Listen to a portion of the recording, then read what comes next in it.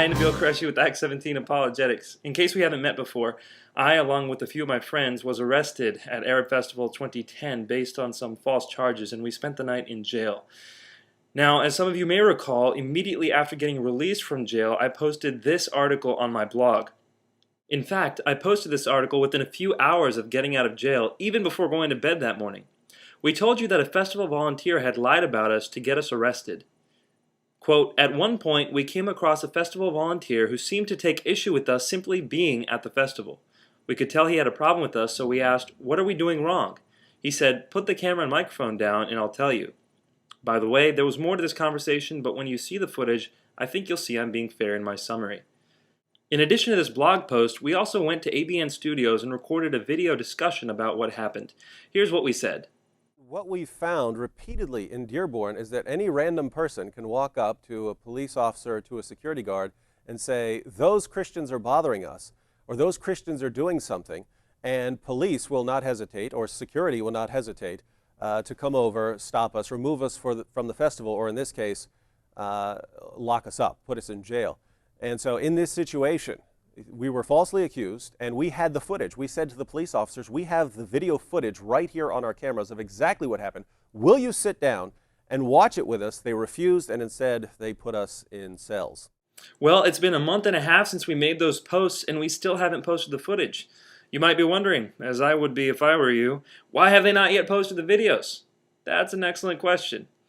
Well, it took about a month for us to get our cameras back from the city of Dearborn, and right before getting them back, the mayor and the city of Dearborn unleashed a slew of false accusations against us, including that we've been attacking Dearborn for several years, that our intent is to disrupt a local cultural festival, that we misrepresent facts in order to raise funds, that we disrupt events in other cities, that we failed to mention Christians at the festival, that we knew about the designated free speech zone at the festival, that we pretended to be arrested, that we let others believe we were arrested for handing out flyers, that we were aggressively engaging passersby, that we were confrontationally debating random people, that we violated written policy and crowd control, that we knew the festival sidewalks were not considered a public sidewalk for First Amendment purposes, that David had gathered a large crowd around him at the time he was arrested, that David was blocking a key access point between tents, the crowd was forced to go bigger solely because people could not pass, that we intentionally created a public danger, that we wanted to be arrested on videotape. Yeah, because I like counting cinder blocks at 2 o'clock at night.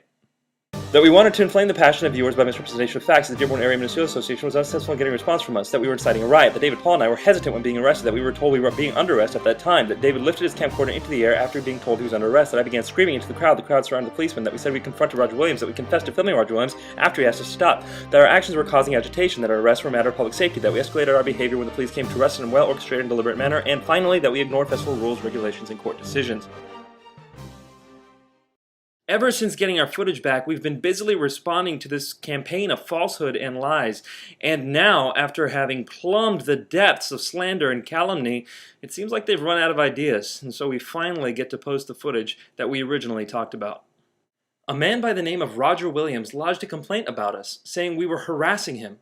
According to the police report, Williams stated a film crew began recording him doing his festival duties.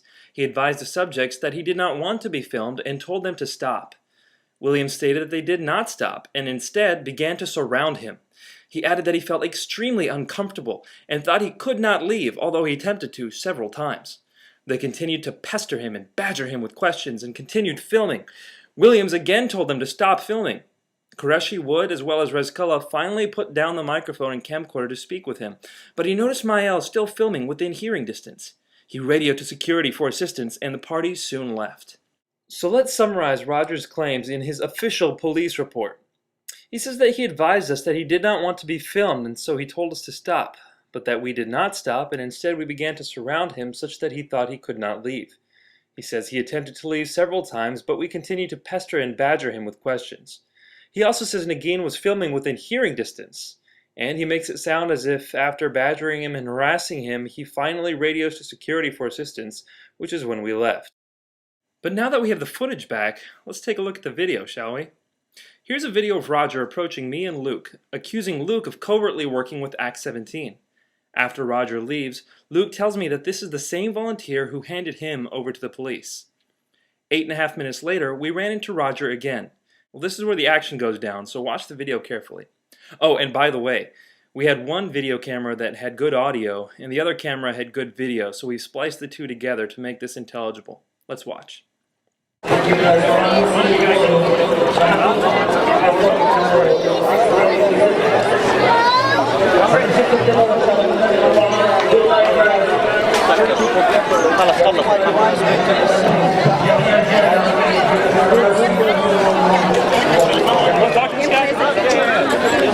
I'm not going to get.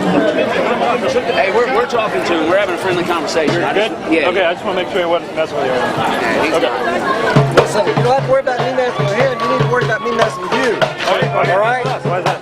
What are we doing? Guys. What are we doing? What are we doing that could cause a problem? Well, all right, now you're complaining. Complaining to who? Is complaining illegal? It's not even complaining. It's all right, guys. Security, this is Roger.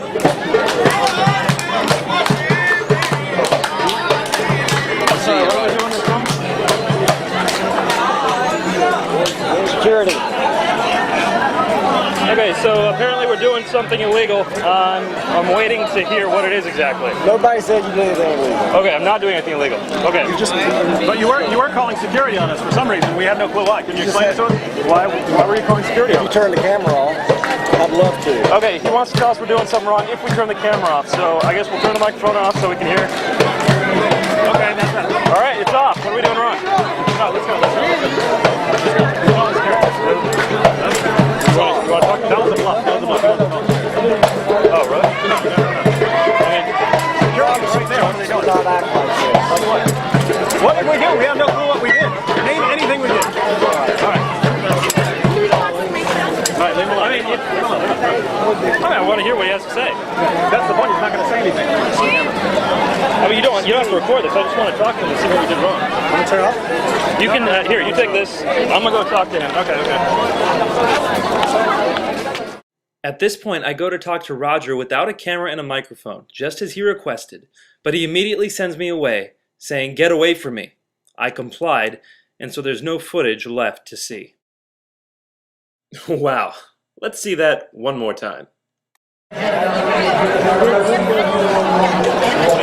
to talk to this guy?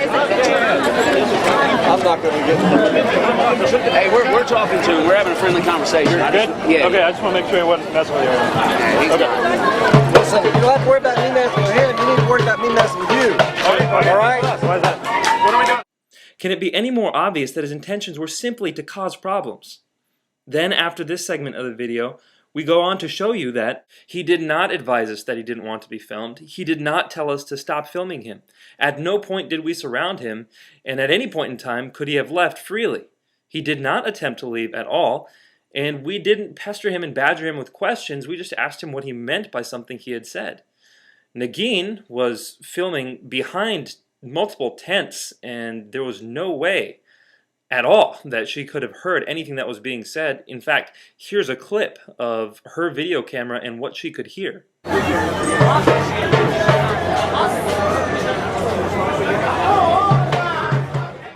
Roger's report to the police makes it sound like he radioed security after we'd been bothering him and pestering him, whereas really he radioed security at the inception of our conversation.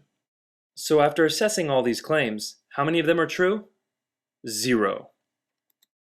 After Roger left, he immediately went and talked to security.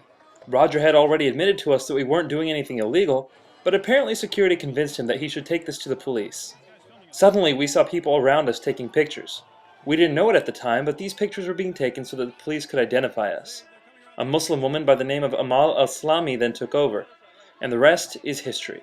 One has to wonder, why did Roger do all this? The best I can come up with is that, like the mayor, Roger wants to placate the local Muslims. And it works. Just listen to this crowd of Muslims cheer as we are arrested based off Roger's false accusations.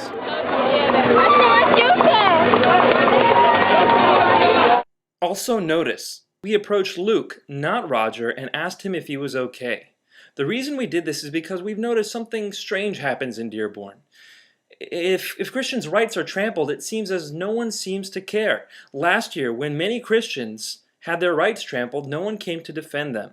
Then Mary Jo Sharp, a believing sister, was physically assaulted by security guards, and virtually everyone left her undefended. This year, after our 18-year-old sister Nagin was physically and illegally detained by police, we again see the people of Dearborn saying virtually nothing. It seems like no one there seems to care about the rights of believers. Well, we care, And when we see the same man who had harassed Luke just moments earlier approaching him again, we were worried and we wanted to see if he was okay. So why did the police ignore us? Why didn't they just look at the footage?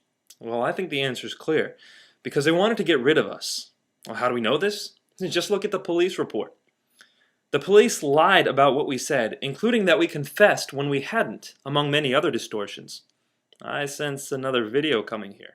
Amal al-Islami, the person listed in the police report as the #1 witness, contradicts herself. At first she says she saw the whole thing, and later she says she doesn't see anything. In actuality, all she does is come by and take pictures of us, as you can see in this clip here.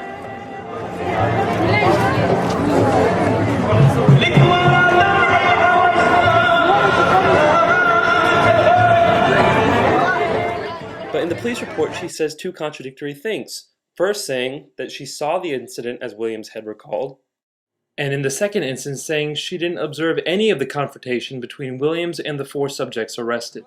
And Roger lied about us, saying we did things that are clearly disproven by the footage. The police knew all this, and yet they have gone forward with prosecuting us.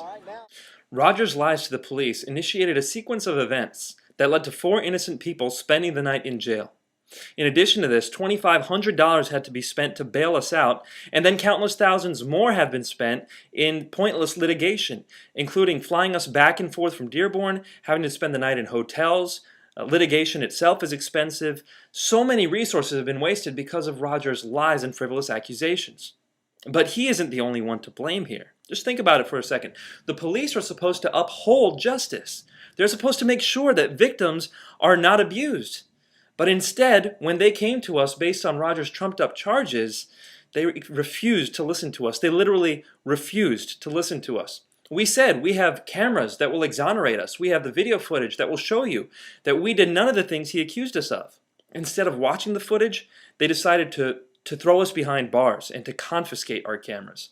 You know, all of these annoyances and these superfluous expenses, as well as this breach of justice, could have been avoided if they had just watched the footage, kind of like this.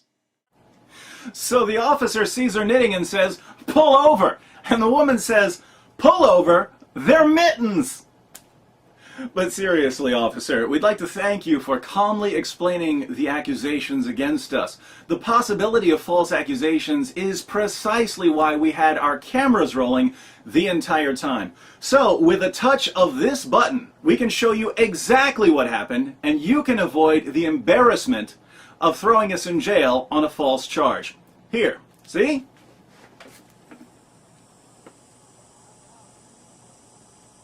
Would have been nice if it worked out that way, wouldn't it have been? But it didn't. The police were not interested in hearing us. They weren't interested in upholding the truth. They were furious at us because of what happened last year, and so they threw us behind bars. All we did was go to a booth that invited us to ask questions, and we asked a question of the Muslims there. We were ultimately abused because of it, and so we showed the world the abuse, and now the city of Dearborn is furious at us for standing up for our own rights. So this year, they locked us up on false charges, knowing full well that those charges were false. Their point? Don't come to Dearborn and even potentially offend the Muslims here. Our point? Well, we're not going to stop standing up for the truth. First and foremost, the truth of the gospel, that Jesus Christ, our God and Savior, came to this world and died on the cross for our sins, and he then rose from the dead. This is the truth we will go on proclaiming to anyone, anywhere, because it is what we've been commanded to do, and it is our life's purpose. But we will also defend the truth when Christians are being harassed and their rights are not being upheld, anywhere, be it in Dearborn, outside the United States, anywhere. This is Act 17 Apologetics.